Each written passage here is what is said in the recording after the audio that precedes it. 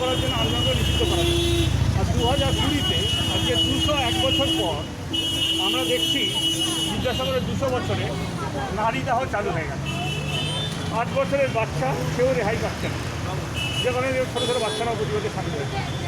আজকে 12 বছরের বাচ্চা হচ্ছে না। একটি মেয়ে মনীষা, তাকে জানানোই হলো না, ভর্তি হলেন হাসপাতালে, মারা গেল, তার পরিবারের হাতে তার দেহ দেওয়া হলো না। এবং তার পরিবারকে আমরা অভিনন্দন জানাচ্ছি যে তারা এটাকে মনে করেননি যে কোনো একটা শারীরিক অত্যাচারের ঘটনা, তার কাছে কিছু ভাবেননি। তারা তাকে বাড়িতে ফিরিয়ে নিয়ে দিয়েছে, তার মা আনছেন। সেখানে সরকার তাদের পাশে দাঁড়াবার কথা, যেহেতু ওই যে ধর্ষণকারীদের একজন মোদী এই যোগীর সঙ্গে তার ছবি আছে, বড় নেতা, তাই